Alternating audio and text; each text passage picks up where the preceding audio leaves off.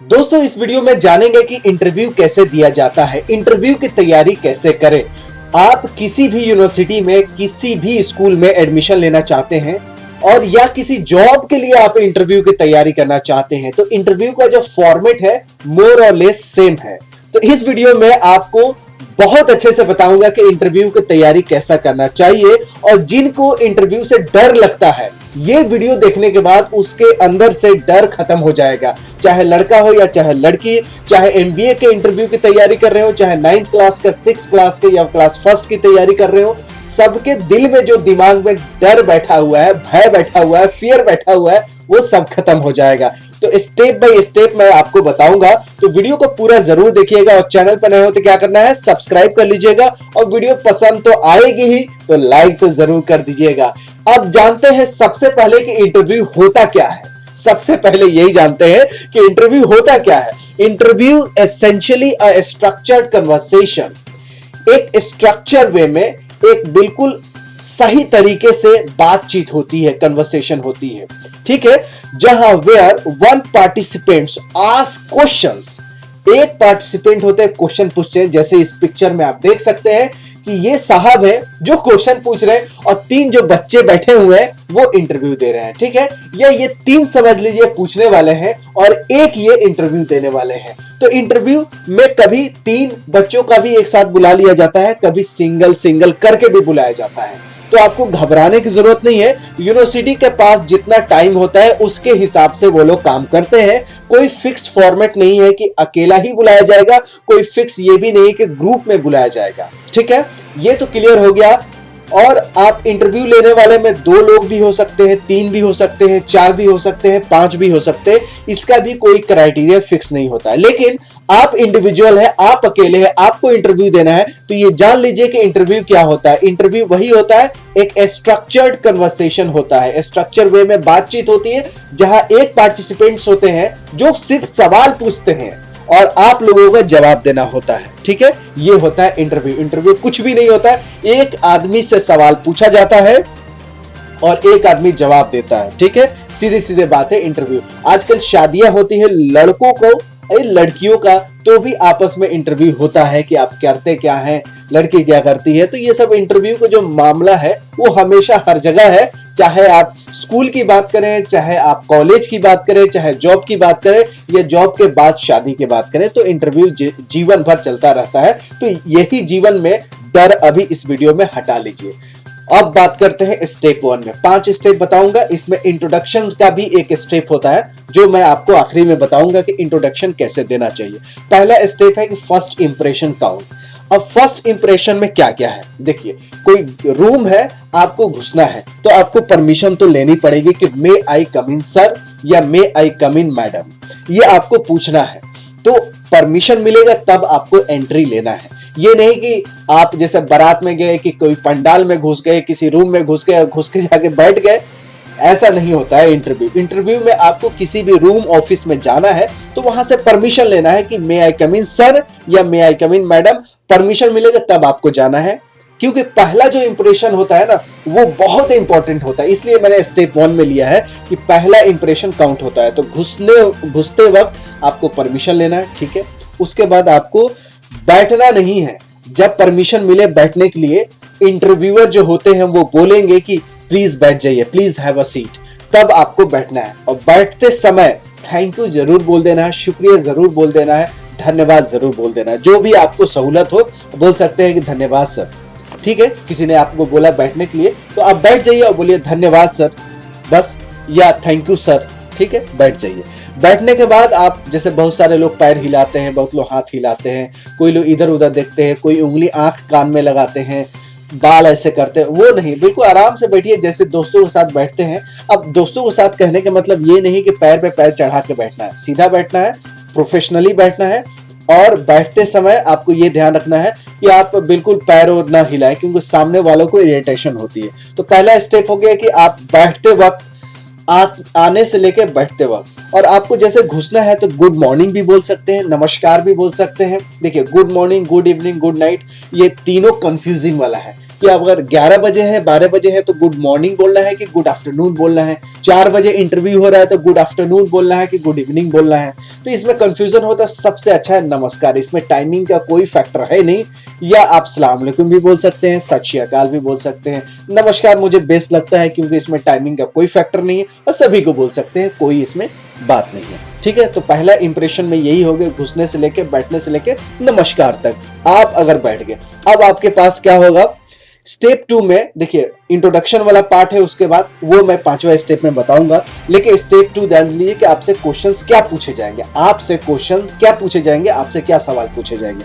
तो क्वेश्चन में जीके क्या होता है कि प्राइम मिनिस्टर कौन है, चीफ मिनिस्टर कौन है, वाइस चांसलर कौन है यूनिवर्सिटी का, अलीगढ़ मुस्लिम यूनिवर्सिटी किस स्टेट में है, यूपी में है, बिहार में है, और भी कहीं कहीं है, जैसे आप बिहार में भी है, बंगाल में, केरल में भी है।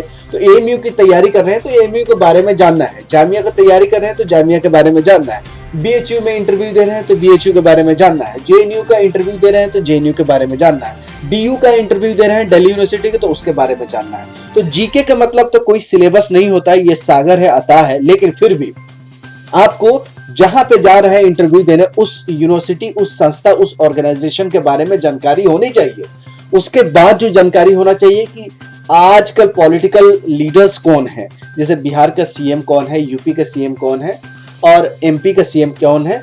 आप अगर जिस स्टेट से बिलोंग करते हैं, पूरे स्टेट को नहीं भी याद है तो अपना स्टेट, अपना राज्य को जरूर याद रखिएगा कि सीएम कौन है। ठीक है, उसके बाद पीएम कौन है, शिक्षा मंत्री जी कौन है, जिस यूनिवर्सिटी में देने जा रहे हैं वो यूनिवर्सिटी किस स्टेट में है। तो जीके का लगभग ये सिलेबस है। ठीक है, मोटा मोटी मैंने आपको बता दिया। बाकी जीके अगर आप पूरा पढ़ें तो वेल एंड गुड, नहीं पढ़ें तो कम से कम मोटा मोटी चीज जानना बहुत जरूरी होता है। ठीक है, अब तीसरा स्टेप में चलते हैं फटाफट, रीडिंग एंड राइटिंग। जब स्कूल में आप जाते हैं, हो सकता है कि आपके जगह कोई फर्जी में एग्जाम दे दिया हो, तो उस केस में आपसे पढ़वाएंगे कि सही में कैंडिडेट्स पढ़ लेता है कि नहीं। एग्जाम 6वीं के दे दिया है, 9वीं के दे दिया, 11वीं के दे दिया, लेकिन क्या पढ़ने लायक है कि नहीं। अगर पढ़ने लायक है ही नहीं, पढ़ ही नहीं पाते तो एग्जाम कैसे दिया, ये डाउट होता है। इसलिए स्कूल में अगर एडमिशन होता है तो कुछ लिखने के पेपर दे देते हैं कि चलिए ये लिखिए, अपना नाम लिखिए, अपना एड्रेस लिखिए, या अपने स्कूल का नाम लिखिए, या प्राइम मिनिस्टर कौन है नाम लिखिए, क्रिकेट कैसे लिखा जाता है स्पेलिंग चेक करने के लिए। तो राइटिंग के लिए आपको पर्ची दे सकते हैं, पेपर दे सकते हैं, वहां लिखना हो सकता है।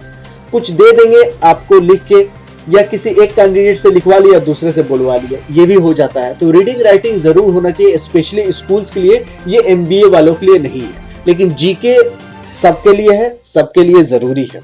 अब बात करते हैं स्टेप 4 में, सब्जेक्ट नॉलेज। जिस सब्जेक्ट के लिए आप जा रहे हैं, जैसे फॉर एग्जांपल 9th क्लास का इंटरव्यू के लिए जा रहे हैं, तो आपका 8वीं क्लास तक का चीज है, बेसिक चीज आनी चाहिए। बहुत ज्यादा नहीं पूछी जाती है, बहुत ज्यादा टफ नहीं पूछा जाता, क्योंकि मोटा मोटी सिलेबस। आपको डरने की जरूरत नहीं। डर इस बात का लगता है कि क्या पूछ लेंगे। इंटरव्यू का कोई फिक्स सिलेबस नहीं होता है, लेकिन जो मैंने स्टेप वाइज बता रहा हूं, उस पे पहले स्टेप पे बहुत ज्यादा ध्यान देना है, दूसरे स्टेप पे थोड़ा ध्यान देना, तीसरा तो आपको आना ही चाहिए।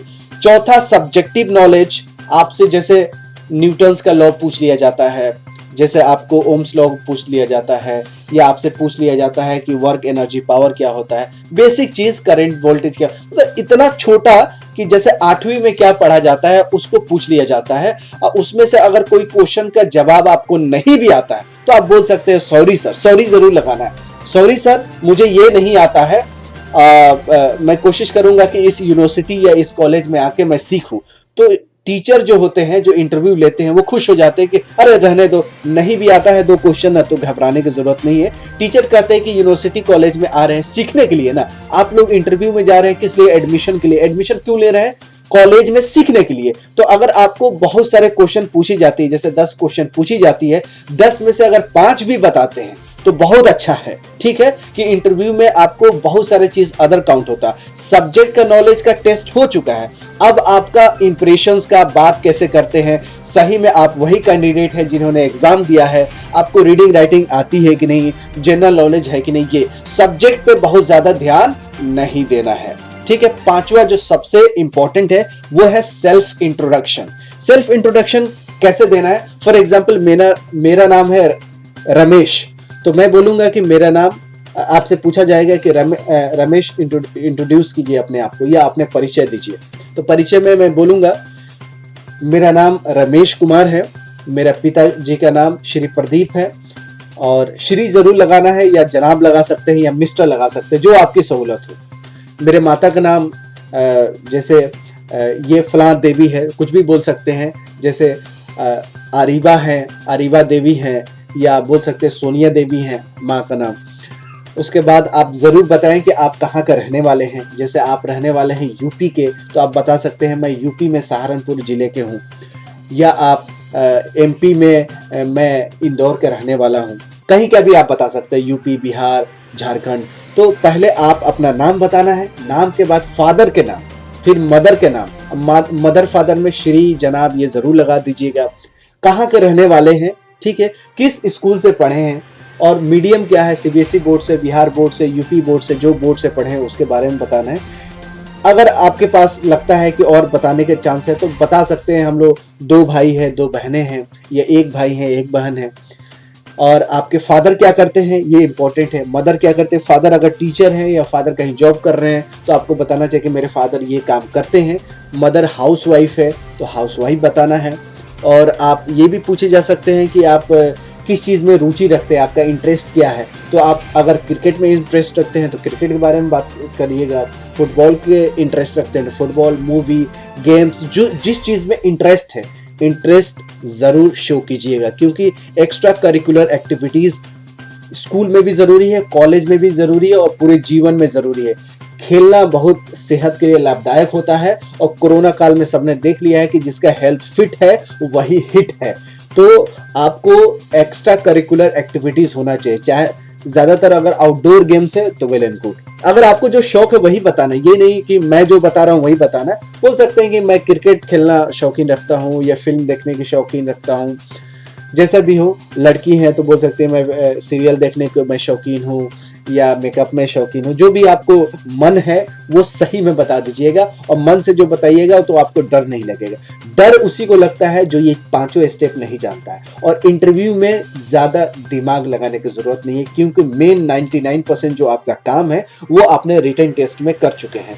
इंटरव्यू में अगर नहीं भी कुछ बताते हैं तो भी आपको कुछ मार्क्स मिलते हैं, उठने बैठने के, सही से बात करने के। भले आप जवाब ना दे पाए, लेकिन आप गए, नमस्कार किए, मैं कमिंग सर बोले, बैठे, पैर नहीं हिलाए, सही से बात किए, इसी का नंबर होता है। कि इंटरव्यू में ये भी देखा जाता है कि जो कैंडिडेट्स फॉर्म भरा है वही तो है, वो अच्छे से आपको स्क्रूटनी। क्योंकि जब रिटन टेस्ट होता है तो उसमें बहुत ज़्यादा कैंडिडेट हज़ारों में होते हैं, तो हज़ारों को चेहरा पहचानना बड़ा मुश्किल है। अब 100, 200, 300 का इंटरव्यू है तो एक एक करके लोगों को अच्छे से जान सकते हैं, पहचान सकते हैं, आइडेंटिफाई कर सकते हैं कि ये सेम कैंडिडेट्स वही है जिन्होंने एग्जाम में फॉर्म भरे थे। और रीडिंग राइटिंग से आपको पता चल जाता है। तो आपको ये ध्यान, ये जो चौथा स्टेप है ना, सब्जेक्टिव नॉलेज, इसके बारे में ज़्यादा ध्यान देने की ज़रूरत नहीं है। फिर भी जितना तैयारी करें उतना अच्छा है, जितना तैयारी करें उतना अच्छा है। और घबराना नहीं है बिल्कुल, क्योंकि इंटरव्यू सुनते हुए लोग घबरा जाते हैं, अब क्या होगा, अब कुछ नहीं होगा। भैया आपने बहुत ज्यादा अच्छा काम किया, तभी आपको इंटरव्यू के लिए कॉल किया गया है। इंटरव्यू में कॉल करना, इंटरव्यू में नाम आना छोटी बात नहीं है, बहुत बड़ी बात है। तो इंटरव्यू में नाम आ गया है ना, यही बहुत बड़ी बात है। तो मुझे उम्मीद है कि आपको ये वीडियो बहुत पसंद आई होगी। तो इसको लाइक कीजिएगा, अपने दोस्तों यारों को फेसबुक, व्हाट्सएप ग्रुप में ज्यादातर शेयर करने की कोशिश कीजिएगा, कि जिसके अंदर इंटरव्यू का डर है वो खत्म हो जाए, और आपको जहां भी एडमिशन लेना हो वहां पे आपका एडमिशन भी हो जाए। अगर जॉब के लिए इंटरव्यू दे रहे हैं तो जॉब मिल जाए, अगर आप कहीं और किसी और पर्पस के लिए इंटरव्यू दे रहे हैं तो वो भी, उसमें भी आप सफल हो। मिलते हैं अगली वीडियो में, हम हैं रही ज्ञान के, फिर मिलेंगे चलते चलते। तब तक you take good care of yourself. Jai Hind, जय भारत।